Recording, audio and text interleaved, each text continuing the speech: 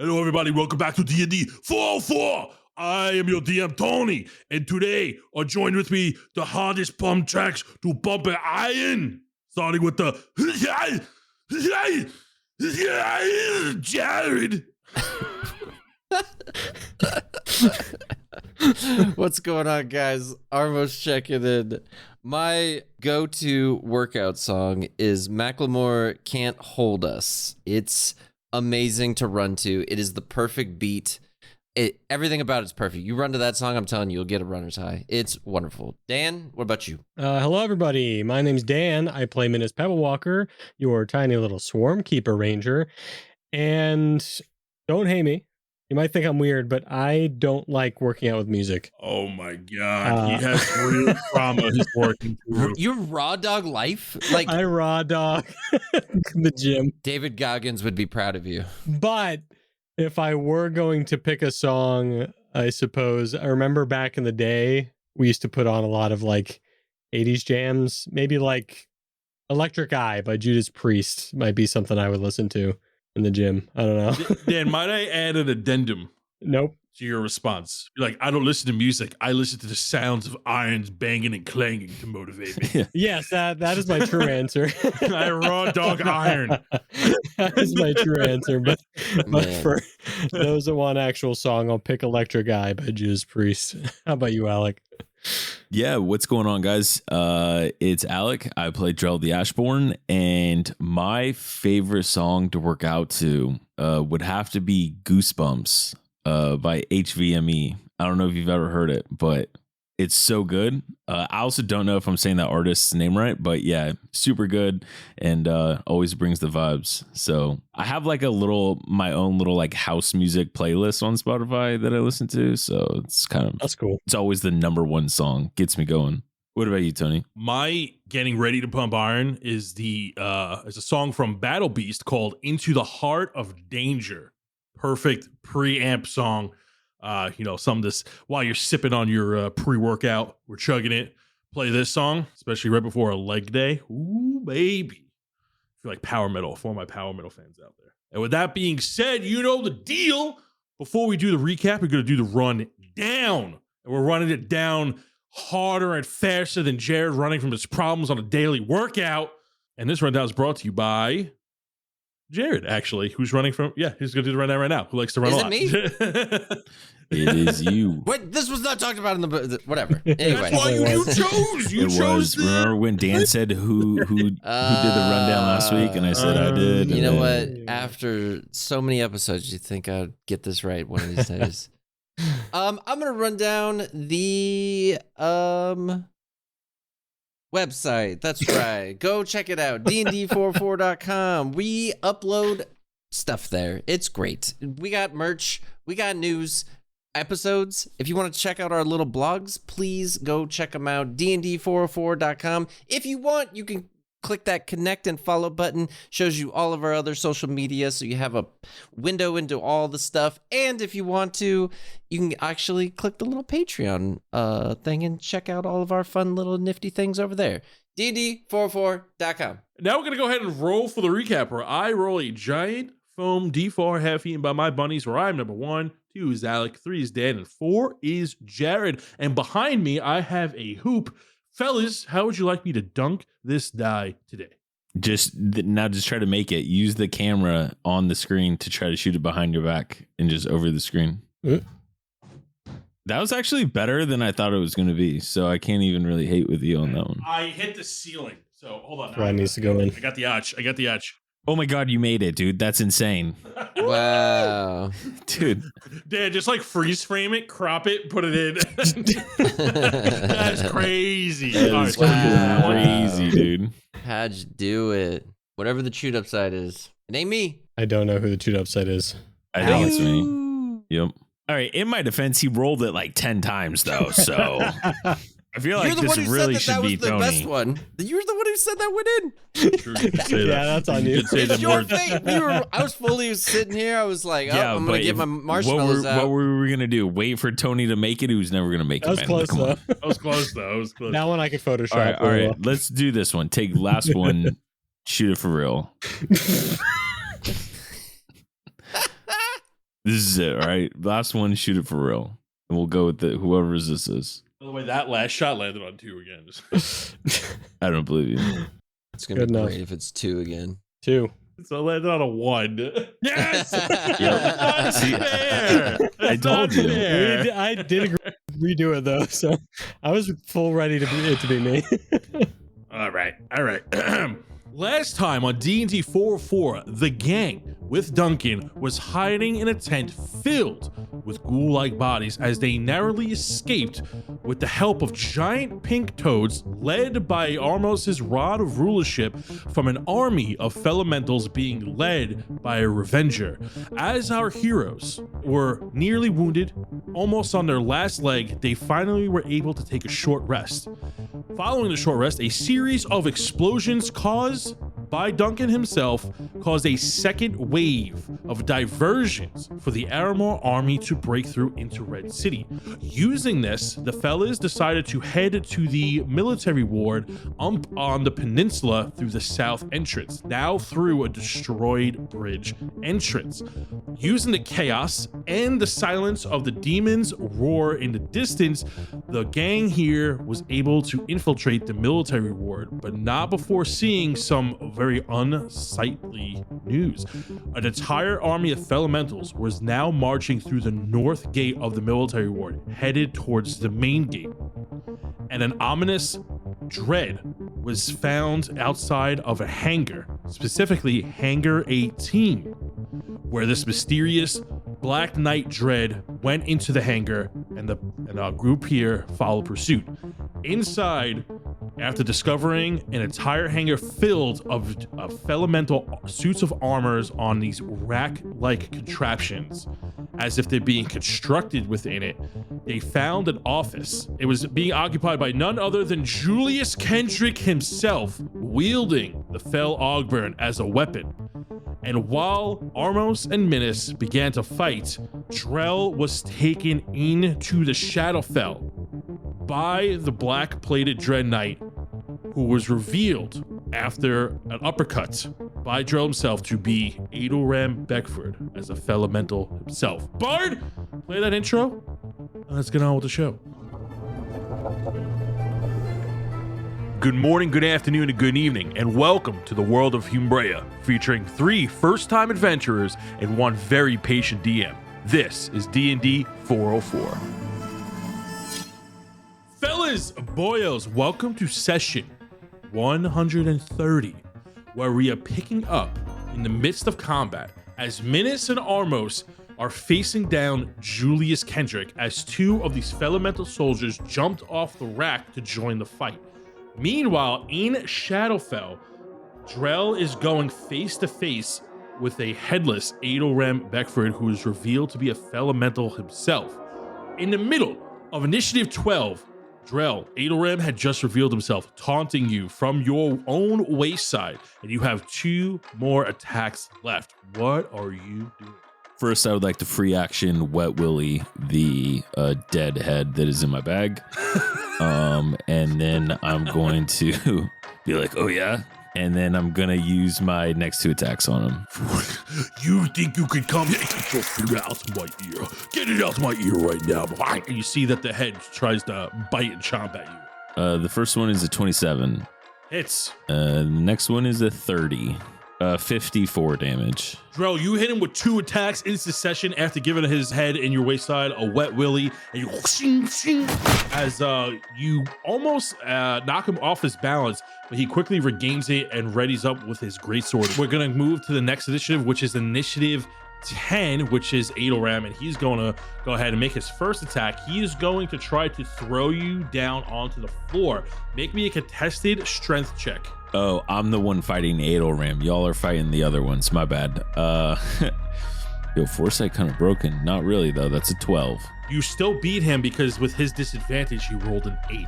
Oh, nice. As he goes to try to grab you, that is one of his attacks. He's then going to swing around with his greatsword with a 16 to miss, and with his 3rd attack, he's going to get a 19 to miss. Reaction. I'm going to use my riposte to try to cave his face in with my axe. Well, he is headless. There's just a green flame where his helmet would be. Oh, fuck. rolled so bad. 17. 17, that's going to miss. Damn. See that he ducks under your riposte.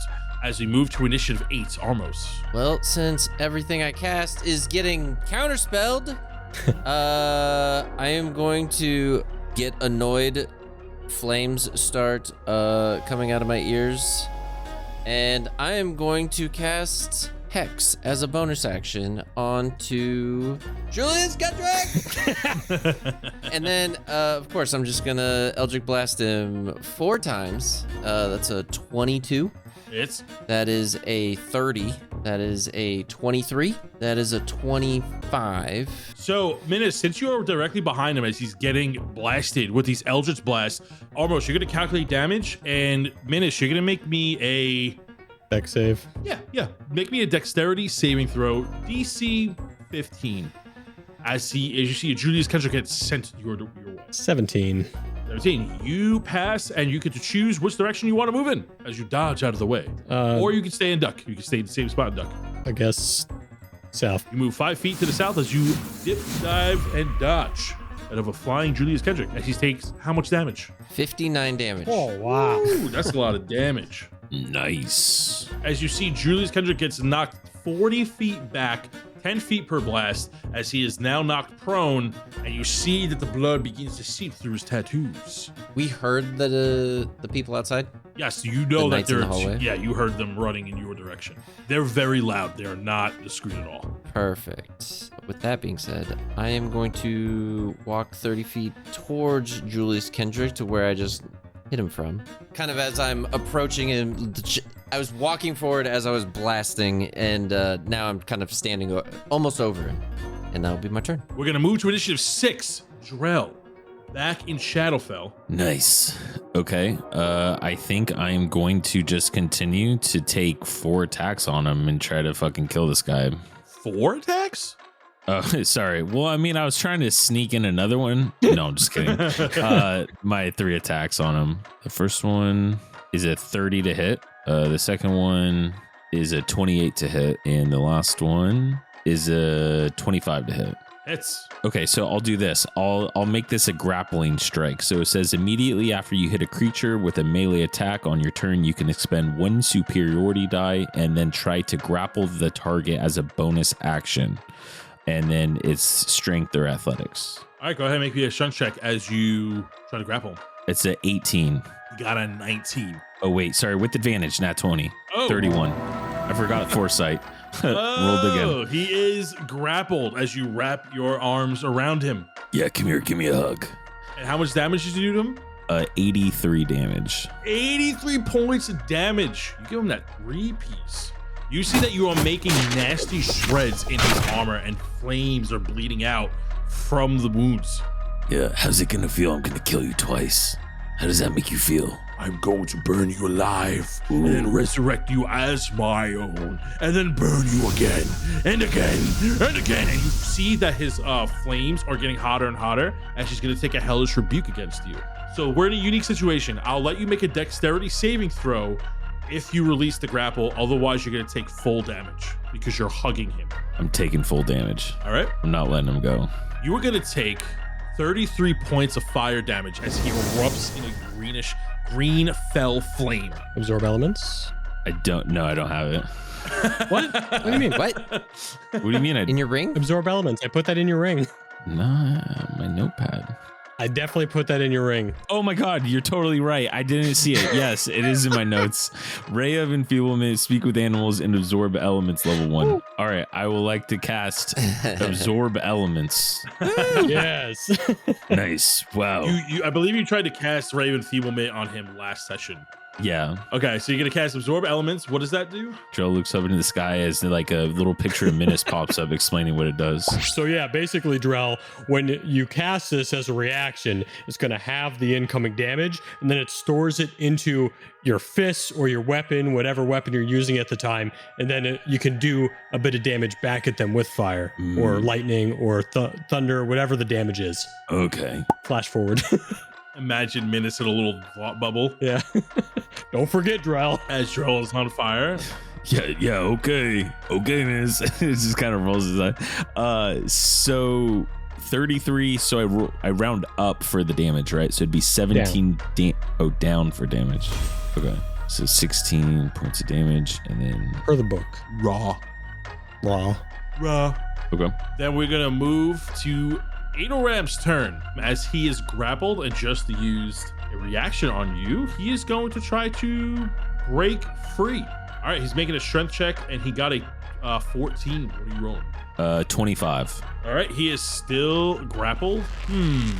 This is a predicament.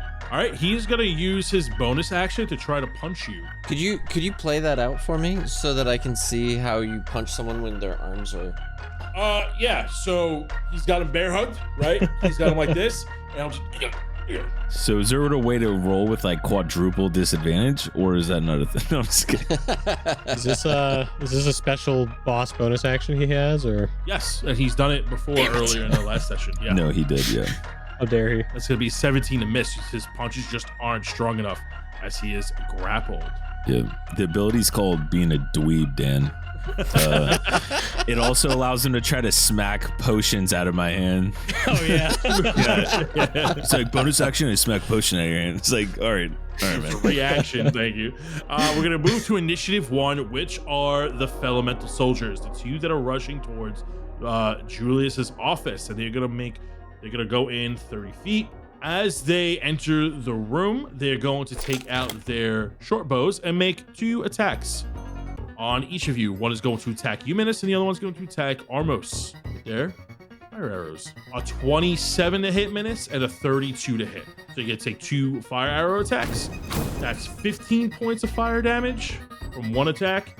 And wow, 15 points from the second arrow attack. So 30 points total. And then the second one is going to attack Armos with a 21 to hit Armos.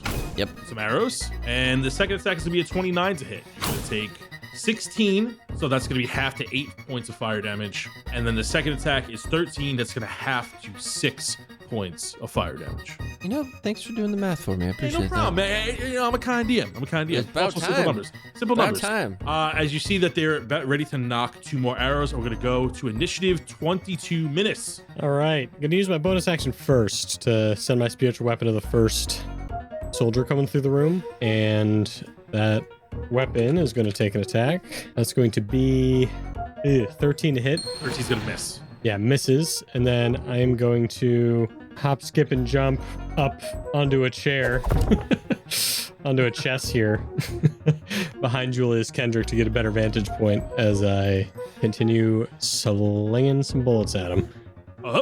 As a 16 to hit. That's going to miss. Ooh, rough. And a 25 to hit.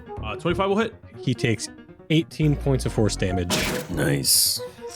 You see blood dripping from his chest as he just looks down, looks back up at you. You see that his red eyes glow blue and his tattoos begin to illuminate blue. As I end my turn, I look at him. Just make this easy for us. Give us the lantern. Over my dead body. So be it, Julius. You see, as he says that, he flails the lantern on the floor and it sparks into a fiery rage. We're going to move to initiative 20, which is Julius, and he is going to reach into his robe and pull out a potion. And he's going to drink a potion himself. How dare he? How dare he? Ooh, look. Nice. He's going to gain.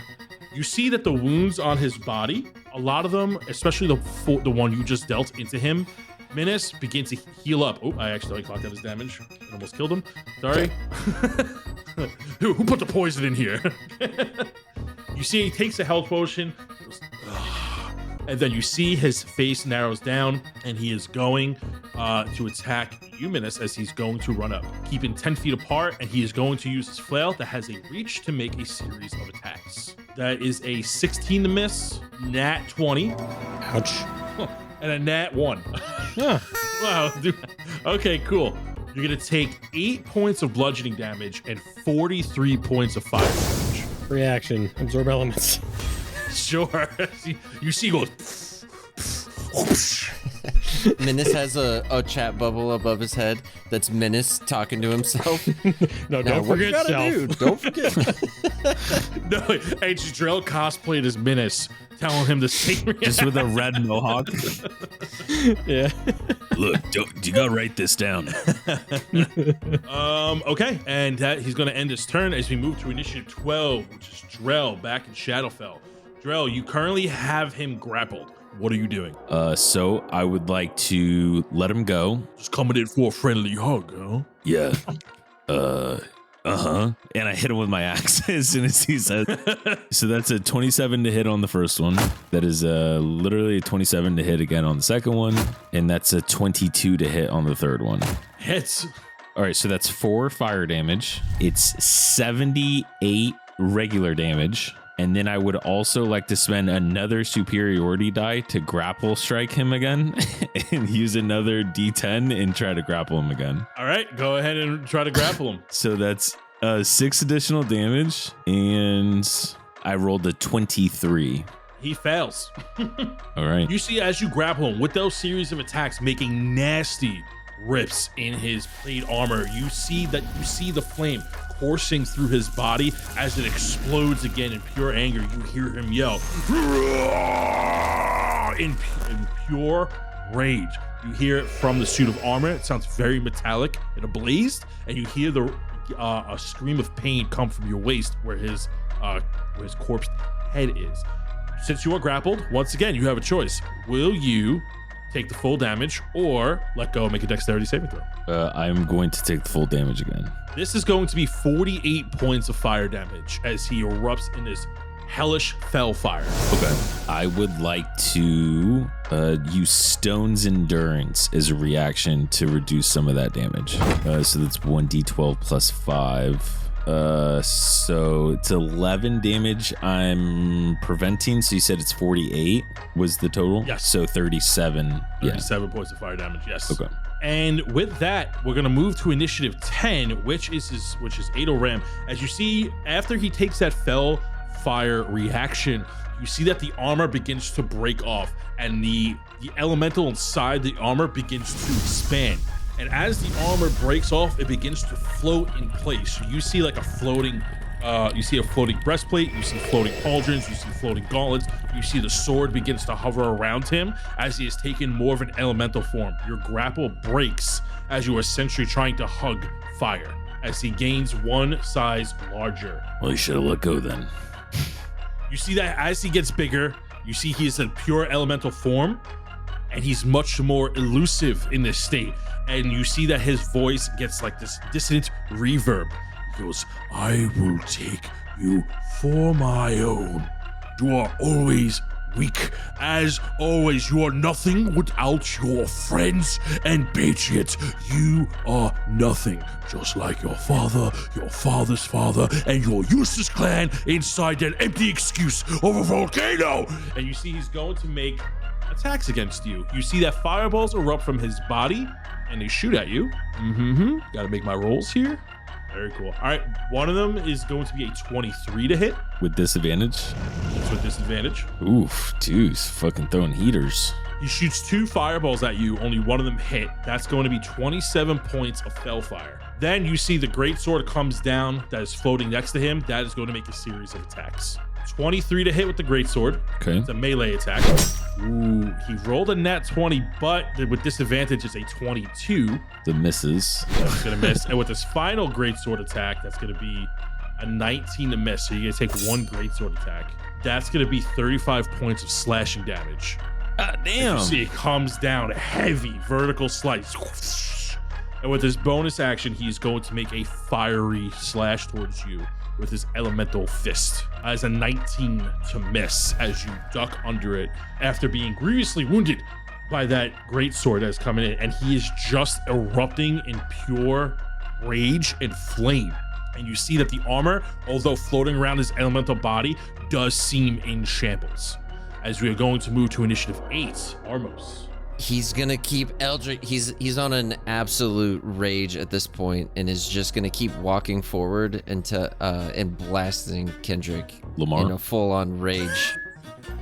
He's gonna Yeah. So you're gonna go ahead and Eldritch Blast Julius. Go ahead and roll. Yep. 27. Reaction. Use the shield. That first one is gonna hit with a 27. Okay. 22. Misses. Or it bounces off the shield. 24.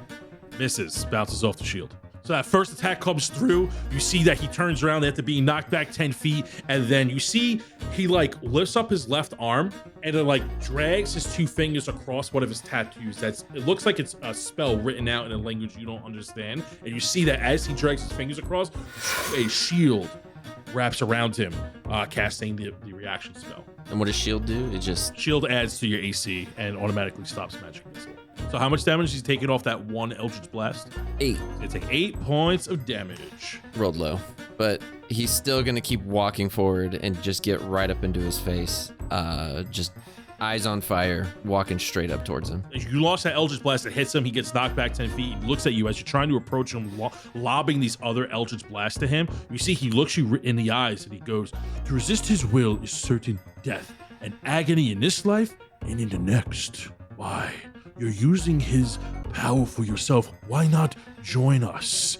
Why not contribute your power to the cause?" Armos is still just like, just shooting Eldritch Blast that he's not even like listening. Reginald is screaming next to you, matching your rage. Yeah, he's just absolutely had a day and is just over this as he presses forward. Get him, Armos! Get him! You see that Reginald's like is a bit singed. He's even on fire a little bit. He is matching your energy. Perfect. Echoing your intentions. Mm-hmm. That's going to be your turn as we move to initiative 6, Drell. Okay. I've thought about this long and far. I don't know what to do. Okay. All right. I'm going to pitch something to you and I'm going to see if you're going to let me do it. I would like to use my action to consume a potion of healing, a supreme healing. Okay. So that would be one of them. And then I would like to use my bonus action to then consume a potion of superior healing. Yes, you can. I'm very hurt right now, so I'm trying to keep myself alive. He's gonna use the reaction to try to slap one of them out of your hand. So he's gonna. Oh my god, this guy, please. He's gonna do the supreme one, so that is a strength check here. Ooh, that's the wrong stat block. I think you should flip a coin for which one he does. Yeah, you come on. That is a 19. That's gonna fail as he tries to snatch the potion. But fails. What is he's just trying to hit my AC? Is that what he's trying to hit? Yes, if he hits your okay. AC, it knocks it out. Yeah. Okay. Well, they're in rubber canisters, so it wouldn't break anyways. I just pick it back up. Okay, so that's going to be consuming the full supreme healing. That's going to be 60 HP back. And then I'm going to roll. Hold on, let me remove this from my inventory. And then I'm going to roll for my last superior healing. And that's 8d4 plus 8. Notice how when it's a fair fight, you always resort to your tricks and trinkets, and I am the one that is always looking down on you with my pure might and strength. By yourself, you are nothing. Okay. So total, it's for the audience. So I'm getting back 90 HP total. Nice. Yeah. I think that's gonna be it. I think that's all I can do right now. Drell angrily drinks potion, just staring at him as he's getting mocked. Yeah, these are like my supplements I have to take daily, so it's not even anything to do with you. It's just like helps keep the bulk alive. Is that the end of your turn? Yeah, Supplement this as he goes to make a series of attacks against you. As 2 fireballs launch from his body. Goodness. Ooh, that's going to be... The first one's going to miss with an 8. That's a disadvantage. The second one is going to miss with an 11. He's going to make 3 great sword attacks. First one is going to miss with an 18. The second one is going to miss with a 17. And the third one is going to hit with a 24. I will use my reaction of my dragon's tail and try to increase my AC. And my AC is now 27. It misses as you see the tail springs out in a radiant-like fashion. Very looks like magical ice rather than the corrupted dragon that once corrupted you, and you're going to dodge the attack. He's then going to take a bonus action and try to swipe at you. Ooh, that's going to miss with an 18. As we go to initiative 1, which are the red dawn elementals. The first one is going to stay and fight the spiritual weapon and is going to take 2 sword attacks against it. It is a nat 20 and a 27. And then as it hits, it realizes that it's just phasing through the spiritual weapon, not doing damage. Get wrecked. Spiritual weapon can't be hit? No. Doesn't have, whoa, hold on. It doesn't have an AC? No. It's just on the battlefield. What? Hold on. It's spiritual, man. Spiritual. Yeah. Hold on. Oh, that's great. That sounds like some 2024 bullshit. Hold on. It's not. It's the old rule. What? Yeah, you got it from 2E, man. Yeah, I just create a spiritual weapon within range. You create a special floating weapon that lasts the duration until you cast a spell again. When you cast a spell, you can make a melee attack which modified, blah, blah, blah. As bonus action, you can move the field to 20 feet. The weapon can take the form you choose, okay? But that also means it can't take like opportunity attacks and things like that. What the H? What in the 9 hells? Yeah. Wow, I just got bamboozled, dude. Maybe I should learn to play the game. You see the second one as it's like, you see the Fellemental stunned as it faced through the giant Sid. Sid goes, "Mrrr." It's a mace. The mace is a Giant mace. giant mace. The mace even goes, "Mrrr." As the second one is going to take a dash action next to Julius, running to its side. That's going to be its action as it pulls out its sword as it faces down Armos next to Julius. We're going to go to initiative 22 minutes. Let's try and take care of this Fellemental here. Bonus action again to try and hit it.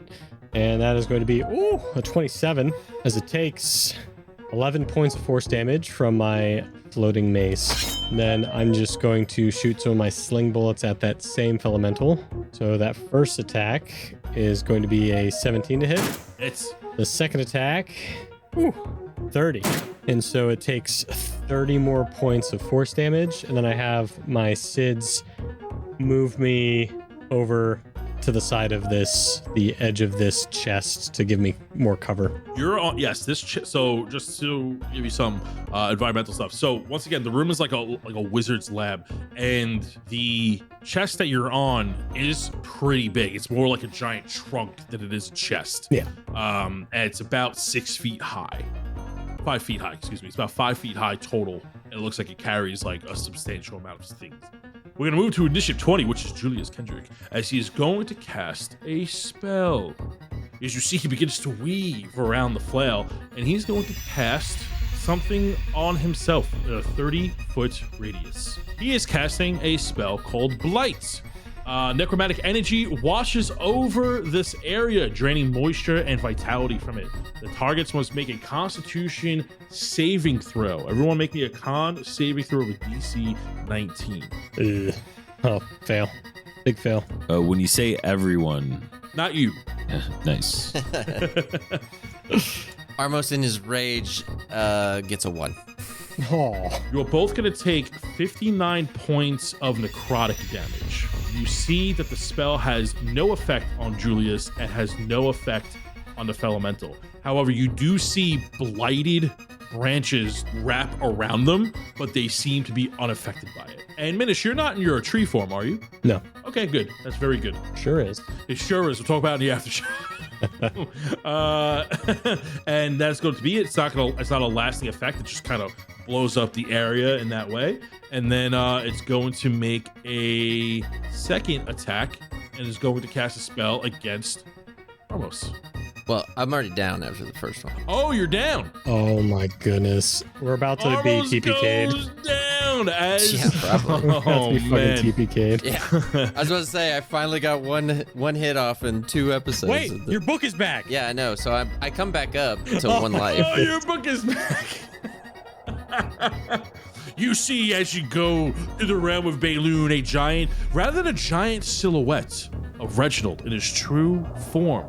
You see, next to this well that you've been sacrificing souls to much earlier in your adventures, you see a rabbit form of Reginald. However, he is glowing a dissonant blue aura around him. Normally in this place in the realm of Bayloon, he is always in his silhouette form of the massive demon he once was. But this time, he shows himself to you in full detail as Reginald the Rabbit. You see that marked in outlines, you see where the Seven Wings once was. His wounds are also illuminated. And he goes, "Get up, Armos. It's not your time yet." And then you come back with 1 health. Woo! This might be where the Bloodshard Bandits kick the bucket, guys. And you see with the second spell, he weaves over him. As you see, he takes his hand on his chest. You see he draws a 2-finger line over another spell. As you see his entire body go fwom, as it looks like he buffed himself. Minnis, you recognize this spell as Mage Armor. As we move to initiative 12, Drell. I'm in a little bit better of a condition than I was last turn. So what I'm going to do is I'm going to try to attack. So the great sword you said was like attacking on its own. So is it like its own thing, or? He doesn't have a solid form. You see like a green flame elemental in front of you, but his shape is incorporeal. Like it's not like a shape of a giant guy or anything. And you see that one of the flame extensions is holding the sword, but he's also like, got it. Okay. Whatever he's attacking you with is like forming as he's doing the motion. Then what I would like to do is just try to rally 3 attacks, and we're going to go for it. That is 28 to hit. Hits. 24 to hit. Misses. Oh, that's going to miss too. A 14. Jeez. Yeah, I rolled a 13 and a 14. Yeah. Nice. That's rough. I know. So first off, I would also bonus action go into a rage. So that is one thing I'm going to do straight up this turn. I don't know if it was established beforehand, but I'm establishing it now. So that's going to be 24 damage on that attack. And then I would like to, I'm going to use it. I'm going to action surge and go into 3 more attacks because I got it back on the short rest. So that's a 29 to hit, a nat 20. Whew. And then my third attack is going to be another 29 to hit. Seeing a lot of red numbers on the board, boys. Oh, big time. Big time. Blinking. If this was a game, if this was Zelda, would you be hearing the sound right now, Miss? Oh, definitely. Okay, I'm just going to do a menacing attack then. If it can be frightened, then it would have to make a wisdom saving throw, but I'm just going to get the D10 out of it. Oh my god, dude, it slow rolled over the 10. Oh, ho, ho. What is that total damage? 81 damage. Drell, as you come down with this ferocious series of attacks, as if your life depends on it, you see that Adorem gets larger and larger with each strike as your rage and resolve builds up. And you see one final time, it explodes into a hellish hellfire. As the armor scraps explode outwards and the flame roars abruptly as you feel the head at the wayside in your bag begin to slowly decay away. And he goes, "You always rely on your tricks, but this time I have finally been bested." As Adelram decays away, go ahead and make me a dexterity saving throw as everything explodes. Right. Nice. Dirty 20. You're gonna take half of 55 fire damage, and you're gonna take half of 26 piercing damage from the shrapnel that is blown to bits from its from it erupting from you slaying Adoram for the last time. Drell, you find yourself with heavy breaths standing over shrapnel and a large black greatsword that has been chipped and chunked to pieces from the burst. You see that the armor is completely torn to shreds, but you are still in Shadowfell. All around you are these jars where the suits of armor was placed or were hung up. You are in a shadowy mirrorverse of the building you were just in, of Hangar 18. But rather than seeing suits of armor hung and racked, you see all these vials of green flames, and all the flames are bouncing around within the jar. We're gonna hold your turn there, and we're gonna go to initiative 8, which is Armos. All right. Well, I'm not feeling good, Armos. Armos, I'm not gonna lie. I don't feel too great. I can use a pick-me-up. yeah. Look at you, Armos. Bloodied and felled before me, trying to reserve your last breath to keep fighting, yet you keep falling before me. You see, last time when we fought, I underestimated you, but now I've become prepared. I've learned from my mistakes, and you think your short little hop of gradual power makes you better than us. And yet here I am, standing above you as you bleed on my floor. In my rage, still angry with everything that's going on, I pop back up and instantly cast Lightning Bolt. Both of the enemies in front of me, Julius and the other knight, have to make a dexterity save of 19. 19? That's high, dude. Oh, you just gave us a save of 19. What are you talking about? That's high, dude. That's so My guy- high. Oh my is- god. And he's rolling dex with disadvantage, right? Because you're hex or no? He is. Well- Glad you reminded me of that because he was gonna pass. He just rolled a 12 now with disadvantage. Well, he went down, right? So that's what I was asking. Yeah, I went down, so I think I lose it. Oh yeah, that's true.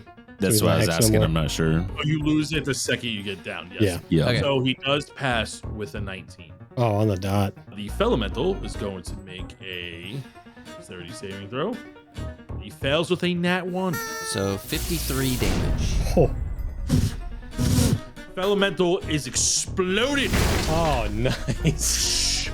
and goes down. You know what that means?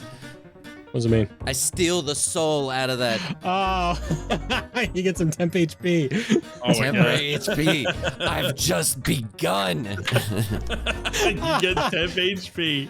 That's Terrific. actually so close. 53. How much do you get now from 22. one guy? Hey, that'll help. He's gonna, Sorry. Julius is Right. gonna take 26 points of lightning damage That's awesome. as you blast him point blank, but he moves just out of the way, not taking the full brunt of it. So you know what that means. As a bonus action, I'm gonna pop a potion. Now that he's got his wind back, I'm gonna do a potion of superior healing, I guess. Or wait, I'm just gonna do greater because, you know, Tony keeps telling us it's a sprint or it's a marathon, not a sprint. You should be popping stuff. You should absolutely be popping stuff right now. You guys are not in a place to start reserving that. I need to survive. So I got 12 health off of my bonus action health potion. As we move to initiative 1, you see that the other one is attacking a spiritual weapon. I'm going to roll a wisdom check here to see if he's smart enough to stop attacking it. He continues to attack the spiritual weapon as the sword goes through it, and you see he's like trying to maneuver as he like maneuvers around it, trying to get a vantage point, trying to attack the large mace. I make the mace wiggle as if it's dodging. So initiative 6, we are going to go back to Shadowfell. Now, you are out of combat, Drell. hmm However, I'm going to give you, now that you're still in Shadowfell, you knew that he took you in to Shadowfell. However, the flame is completely gone. It lies before you are scraps of black metal. Behind you is a stone door that is closed, and you see all these racks of jars with elemental souls in them. You instantly make the connection that the elementals are stored here, while the material body is stored in the material plane, as you observe. To your west, you do see that 2 of the jars have gone missing. And you see at the edge of each of the racks where these jars are stored, you see that there are 2 contraptions on either side that have just powered down. And you see like this greenish smoke exhumed from it. Do you still have the perception stone, that wisdom stone? I do, yeah. Go ahead and roll me a perception check as the stone begins to move around your head. That is a 16. You see that as you're looking around and you make this connection, you see the stone begins to circle around your head, almost as if it activated on its own. You're making these connections between the Shadowfell and the material plane as you begin to walk around, and then you start to hear voices almost, but you don't hear words. You hear like something trying to speak, it kind of sounds ethereal in nature, but it doesn't sound like a language. It kind of sounds like a sprite. And you're looking at these jars with these flames in them. And some jars are bigger than others, and some flames are bigger than others. As you see that they slowly bounce around, what are you doing? Is there a way for me to make some sort of roll that I can identify? Like, if I was to break these jars, would I be releasing the elemental or destroying it? I guess, if that makes sense. Would it be like an Arcana check, I guess, or history? I don't know. Make me a history check. Yeah, I have +0 to both of them, so it really doesn't matter. Okay. Oof, that is an 8. You look at these jars and you are not sure. The arcane arts to you are a blur. They're mysterious. Yeah. Outside of the few spells you were able to cast and the magic weapons you yield, this is far beyond your knowledge at face value. I really should have took some notes when Minnis was talking. I was gonna try to just go in the door that we were planning on going in anyways. From the shadow. Okay. So yeah, so like pretty much the same room Minnis and Armos in, but in the Shadowfell version of it. You open the door to where the office was in the material realm. You open it on the Shadowfell side, and you see that it instantly drops off into a pit, and at the bottom of the pit is a massive gelatinous cube, and you see bones and corpses inside slowly dissolving. As you look down, you get the sense that this is used for some type of disposal. The pit itself is about 60 feet down, and at the bottom is this gelatinous cube, and it's just slowly dissolving body parts. Okay, do not want to go in there. After looking at that and learning of the garbage disposal, let's call it, I'm going to go ahead and move to the next initiative 22 for Minnis. Yeah, that works. So Minnis on initiative 22, staring at Julius. Well, definitely an action to use a potion. Need that. I'm going to use one of my potions of superior healing. So I get 40 points of health back. Thank goodness. And then I'm going to use bonus action to keep hitting that elemental, I suppose. Sure. Go ahead, swing at it. That's going to be 13. Dead. Comes down with the mace. Bop! The helmet gets a large dent and it collapses. Nice. As the flame is extinguished. You hear Julius laugh. My axe moves 20 feet towards Julius menacingly.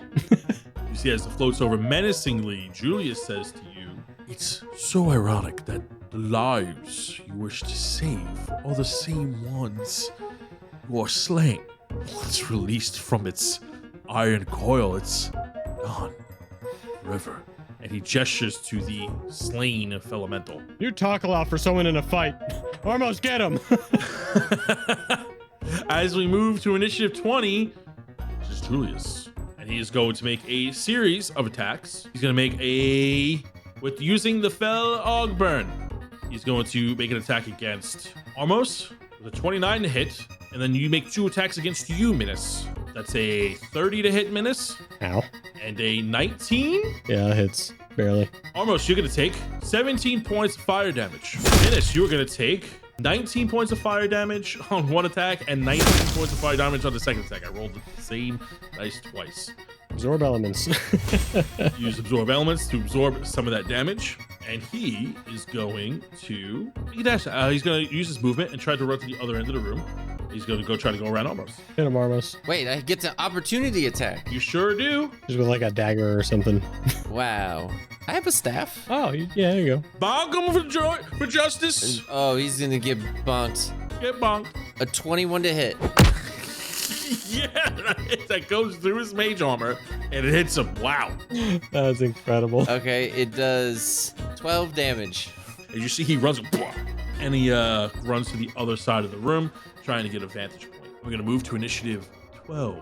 Drell. Okay, so when you were talking about the green mist coming from the machine, what was that again? So on the racks where in a material plane where the suits of armor were being hung from, and in Shadowfell are now green, like these bottles with the elementals inside of them. You see, I'm pointing to them on the table. These barrels here were exhuming green smoke, and you notice that 2 of the jars are missing. You also noticed from when that stone went off, the check last turn, that there were voices and sprites.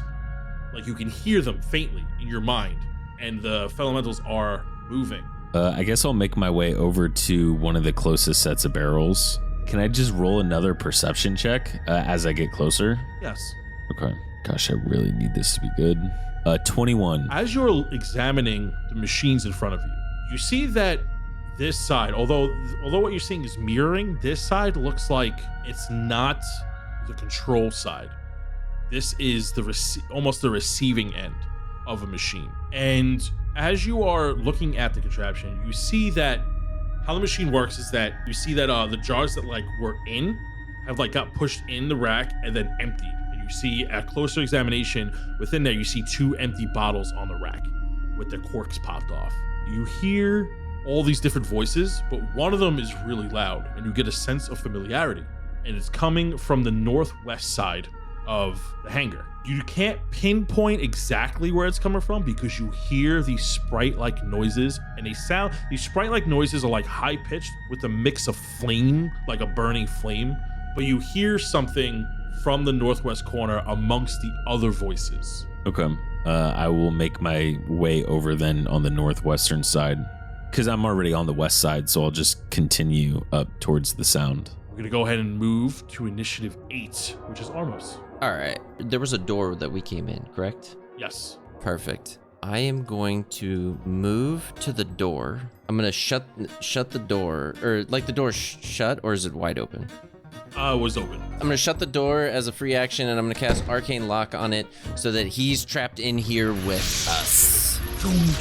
You see these arcane chains and a mythical padlock on your side, locking the door in place. And then as a bonus action, and before I start talking crap, I'm gonna drink a potion of superior healing. Okay. Yeah, go ahead and roll. So as I slam the door, I chug my potion, I'm like, you're locked in here with us. You're not going anywhere. And that's my turn. If I become felled, then you will become felled with me. We move to initiative 6, which is Drell. Oh my gosh, my head hurts. All these noises. All right, let me see if I could just focus one more time. That's a 25. You begin to feel this sense of familiarity and warmth as you feel this specific jar to your north, about 15 feet away from you, is moving sporadically, almost as if it's trying to get your attention. Yeah, I walk up to it then. You see this jar begins to bounce sporadically. You feel a sense of familiarity. You feel like it's trying to speak to you, but it's bound by its container, by its prison. Can I break it open? You can open it. Okay, I'll just open it. I won't break it. I throw it on the ground. No. I said what I said. I throw it on the ground. You open the bottle, and a green elemental launches out and begins to take shape of some kind. It is not humanoid, but you see that it, like with its flaming body, grows limbs. It's like, please don't be Adelram. you see that it gets up and it is hulking. However, it is not huge or gargantuan. It's actually smaller than you, standing at around 6 feet tall. You hear these flames within your mind, but you do not speak its language, but it reaches out a green flame fist, so to speak. You don't see a hand. It doesn't take like a physical shape, but you see that it's like reaching out. I reach out to it. You take its hand and flame the appendage, and you get a rush of memories, your memories. However, you are instantly flashed back to when you are fighting gnolls in a jungle. As you are trying to venture somewhere, you are also with a Wilfrey. You are also with Zith, the Drow Elf, and the Dread. And you are fighting alongside with these gnolls and heading to a temple, and you get this same feeling of familiarity from the Dread. You know that this is the Felemental that was in Dread's body in this armor. And although his armor looks slightly different, you now make the connection that that he was this Felemental, which is why he couldn't talk, which is why they had lied when they said his tongue was coming out, but Armos was able to communicate with it. Through these memories, it reveals itself to you that this is the Dread that you had partied with before, and that had disappeared when he went through that portal. Oh, I remember the Kambuki Isles. Back into Kambuki Isles. Oh my god. It is not hostile towards you. So would I be able to put him back in the jar and then put him in the barrel to like send him over to You see any motion of the jar, he instantly like backs away, refusing to get it. However, he moves around freely and is your ally. Okay. Is Adolram's armor still intact? No, it is blown to shreds. Okay. Oh, there goes that idea. Wait, you got any idea how to get out of here? You see that the flame erupts and then goes back into its body as it's trying to communicate with you, and you see that it starts to move down the hall and begins to make its way to the center. Okay. I just follow him. As you follow him, we're going to go to initiative 22 back in the material plane, which is Minnis PebbleWalker, and it is your initiative. What are you doing? Oh boy. I suppose I'm gonna bonus action use a greater health potion. Sorry, spiritual mace. I will not use you this turn. Just sit there and look pretty. We'll get 14 points of health back. I'll take it. And I'm gonna keep attacking Julius over there. Sling bullets all over the place. That is a 26 Hits. and a 14. So I'll use my inspiration die and re-roll that. Oh, that's worse. Oh, not worse, but still really bad. 15. It says And he will take 12 points of force damage. And then I lost concentration on my favored foe, so I'll do another favored foe and hit with a sit as well for an extra 13 points of force damage. whoa, 13 points of force damage. You see these shots are landing through his mage armor, and you see that he begins to bleed. You see his fellow augment flare up with flames again. And then I'm going to jump behind the desk if I can to get some cover. The desk is pretty hard pressed up against the wall. I would say you wouldn't be able to get cover behind. You this. gave me a curved desk here that has a area. All right, listen, it was the only magical desk asset that Incarnate had, okay? Don't come at me. Don't come at me. How are you going to give me this and then be like, no, you can't do that? Fine, I peek behind the trunk. Fine, I'll give you that +2 AC. No, I'm fully behind it.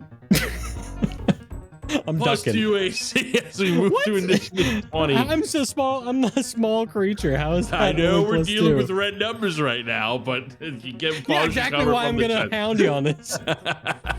That's not even gonna give me 3/4 cover. Yeah, 3/4 cover, sure. Thank you. All right. Well, how much does that give you in ace bonus AC? +5. So that means he's just gonna run up to you then. That's what I'm gonna have him do.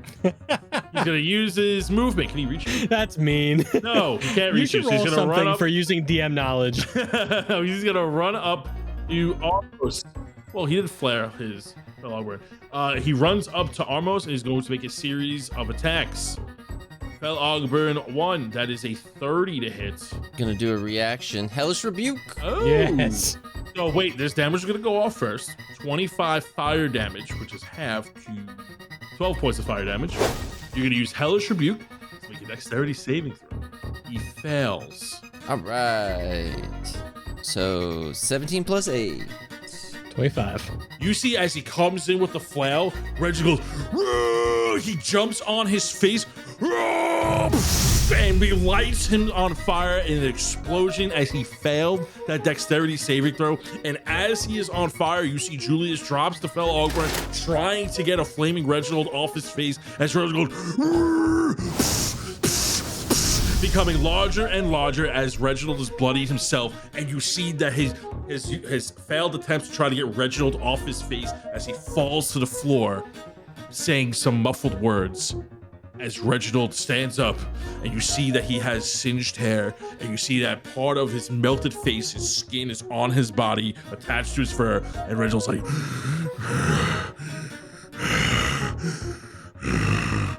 and he looks slow at Armos, slow pans. I am eating his hands for myself.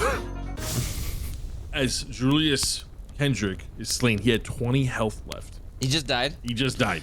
Damn, he died to He Reginald. burned his No, I had such a monologue planned. Save it for the next bad guy. Wait, I could still do it. I get up. Are we out of combat? You are now out of combat, yeah. Okay. Can we say he's still burning? Yeah. He's still burning. Yeah, he's definitely on fire. Yeah, sure. You're in the way of my revenge. You're in the way of my dog. You crossed me once and lived, but not this time. I thrust out my hand as air explodes with dark energy. Eldritch blast as screams through the air.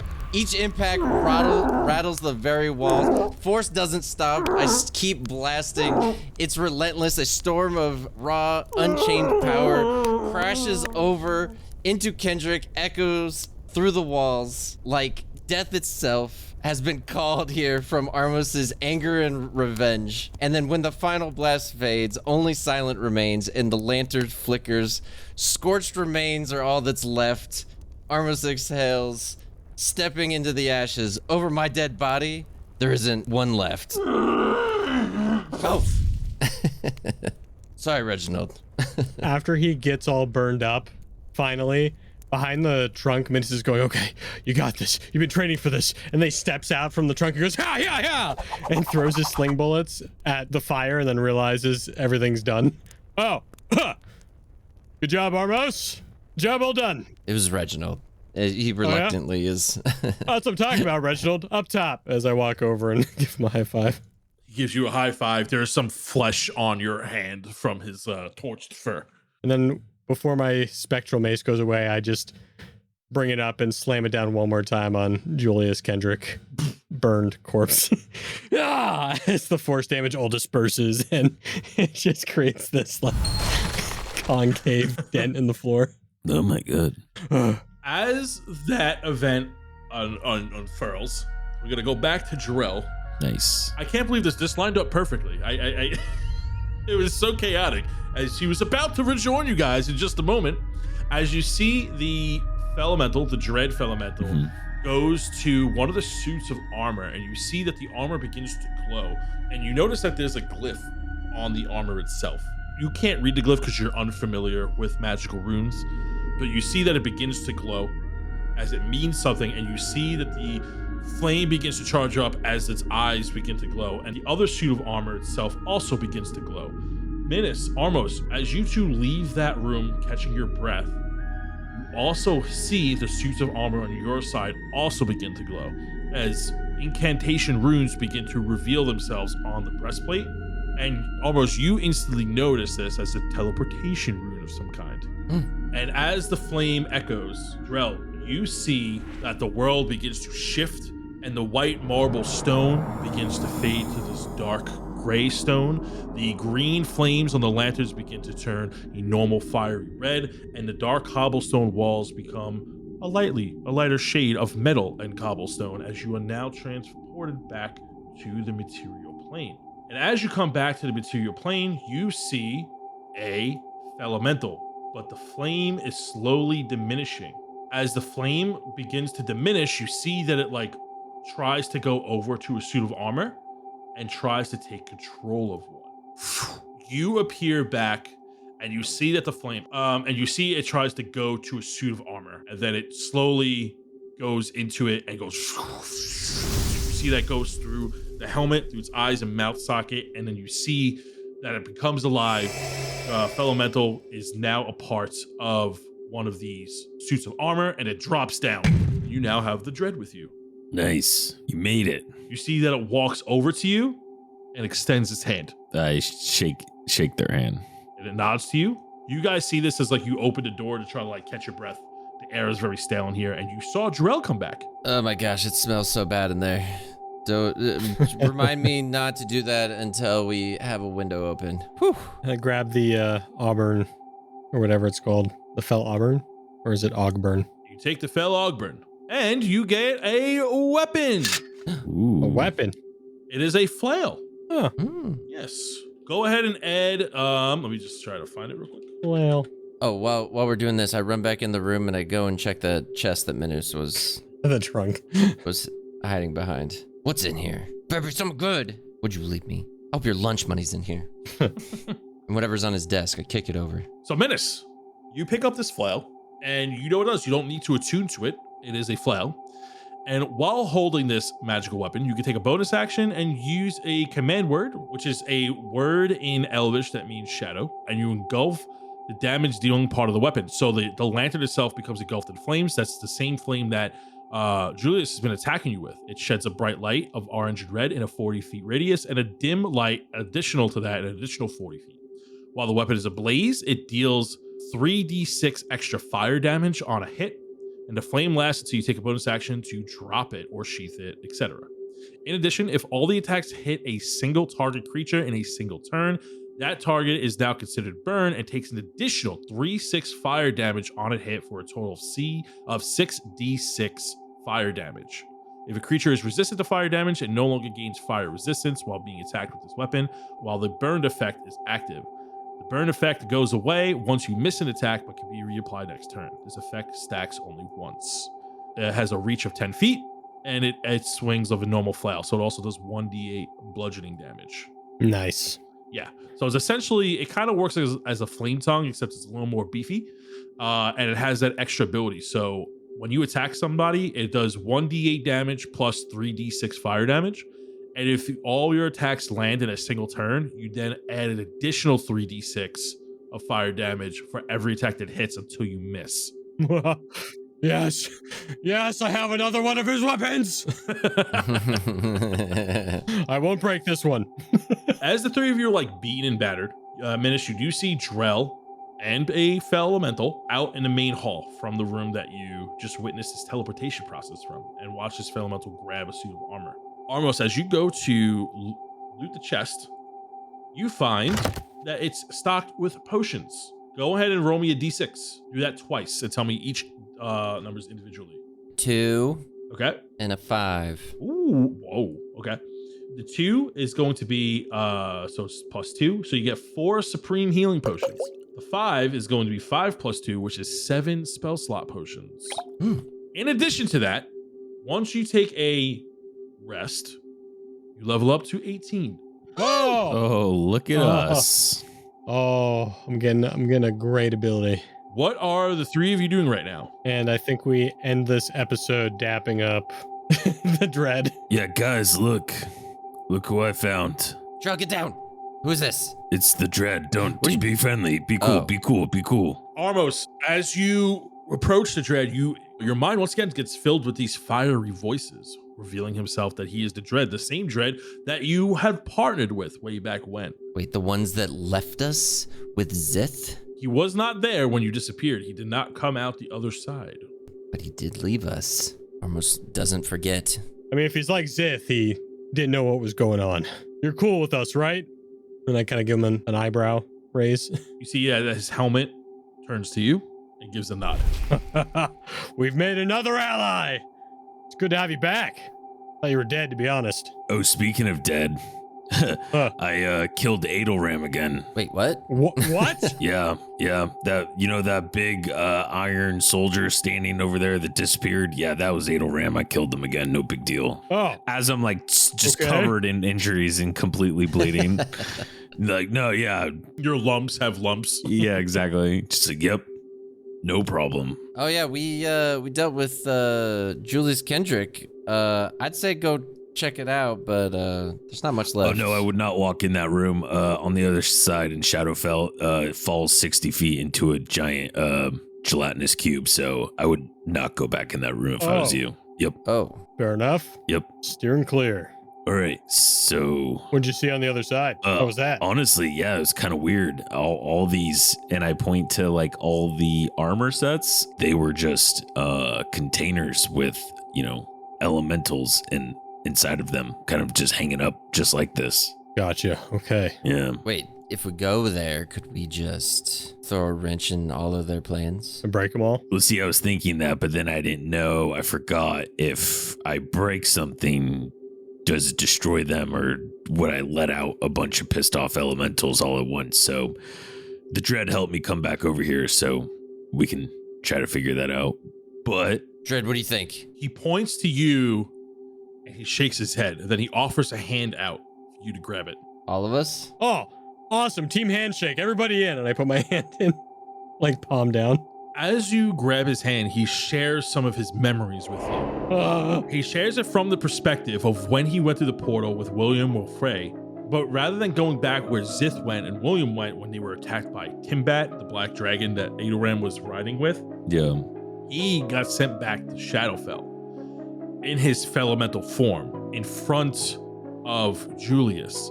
And in his weakened state, Julius has a power over him where you see from his point of view, you see everything from Dread's point of view, where he is being mentally anguished and submitted into a tiny ball of fire in which he takes out a jar. Minnis and Armos, you two instantly recognize this as like a modified flask. Yes, iron flask. It has, you see that the jar itself is created and curved in such a way that it acts as an iron flask, and he is sucked into the bottle. He is then placed on one of these racks, imprisoned. Now, Shadowfell's time frame and the Material Plane's time frame is very different. So you start to see this wave of memories flush in of people being teleported in to Shadowfell from the hangar, from your position, through these suits of armors coming from the Material Plane into Shadowfell. From there are suits of armor, Felementals, that push them over to the racks, and you see that their souls are getting taken out and placed into empty jars. Their bodies drop to the floor and then picked up by other Felemental soldiers and dumped into the pit with the gelatinous cube, acting as a garbage disposal. They are essentially taking people's soul essence, putting them in these jars, and creating Felementals. So you know from being in Red City that half the people are being split up from the town square. We see people get teleported in. The carts you were following were heading to the military ward. You also know that some people, from talking to the Shadow Smugglers, are going to be sacrificed at Viral's Tower. And you see that the victims that they're capturing are being used for different reasons. And all these Felementals, Drell, all the Felementals that you've seen based off this vision are people trapped inside of it. From the Felementals that you've destroyed on the Material Plane, the Felementals have essentially disappeared.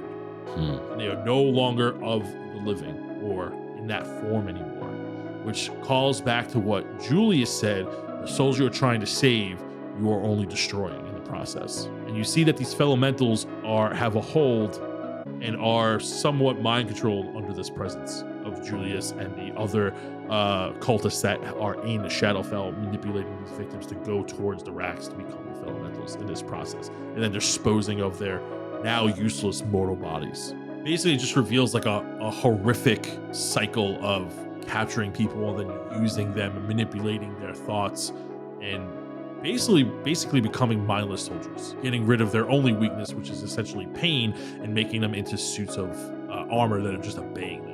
And you see that goes on a grander scale up to like Revengers and even these Fel engines. You see Dread pulls his hand away. Whoa, okay. It's a lot. Oh, okay. That's a lot to process.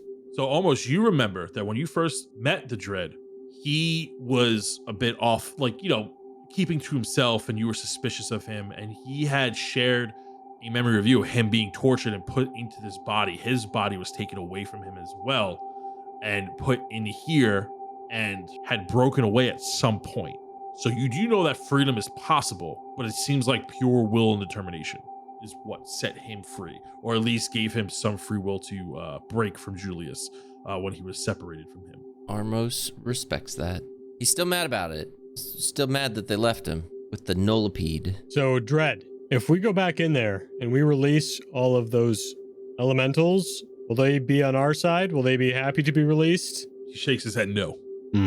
Okay. And then he takes one fist and then puts it into his open palm in an aggressive manner, as if motioning that they would strike. Gotcha. Okay. And then he puts his hand on his head and then makes like a circle motion, basically saying that they're brainwashed in some way. With Dread giving you that information, you guys are beaten to almost to the 9 hells and back, with almost being down once and coming back. Drell coming back heavily scathed, and Minnis almost punching his card as well. The 3 of you do level up once you take a long rest.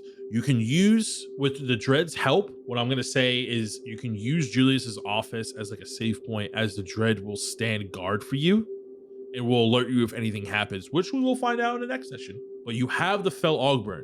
You now have the key, the red flamed lantern, to pass the Living Towers if you wish to get to Viral's Tower.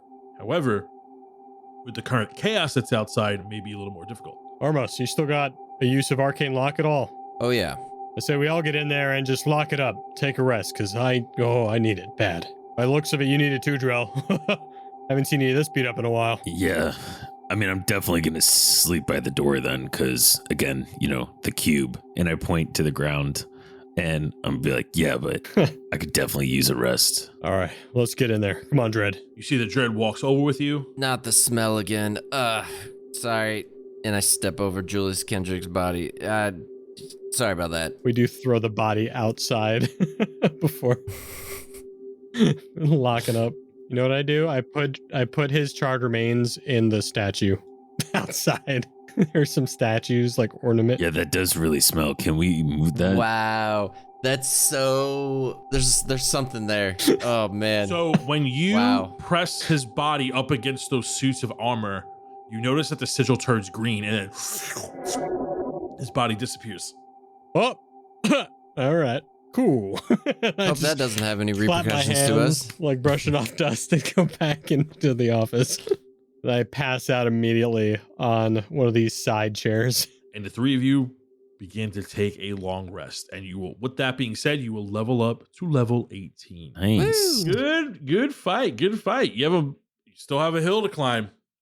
But now you are more powerful, level 18. Oh, that's the end of Julius. Sorry, Julius. Yep. I hope it was as unceremonious as you hoped your end would be. Yeah. I did not expect him to go out with a hellish rebuke. Yeah, that's pretty legendary. But I thought it was super funny of just him screaming violently as Armos was trying to give his speech.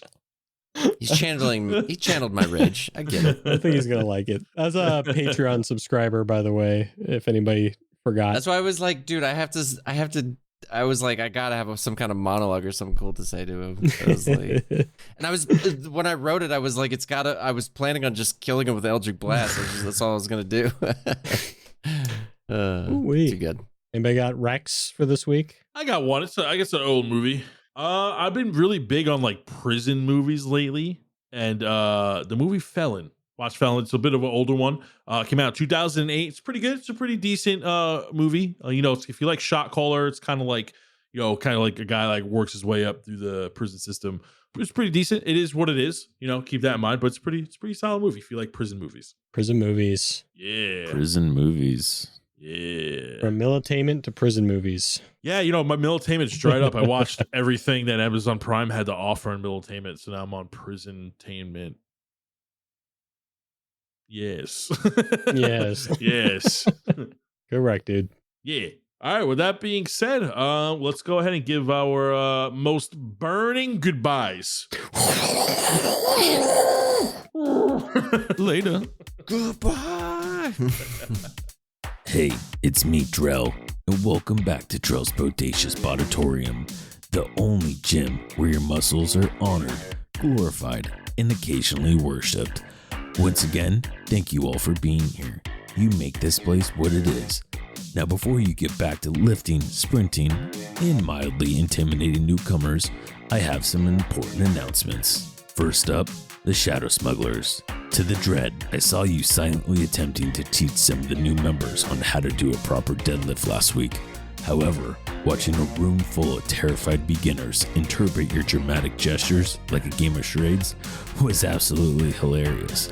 Maybe next time, a thumbs up first before the doom shake of the head. Either way, the cape flourish at the end, 10 out of 10. Keep it up, man. Reese. So the yoga mats you ordered for the studio finally arrived. And I must say, why do they all have a photo of an unsettling picture of a wide-eyed goat on them? What's the message here? Inner peace? But like with deep unease? Either way, they're here, and we're using them because Drell likes to save money. Thanks, I guess. Julius Kendrick. Julius, buddy, I caught you trying to install a fog machine in the cycling room to enhance intensity of the spin class. Look, I admire the ambition, but we barely survived the Great Sauna incident last month.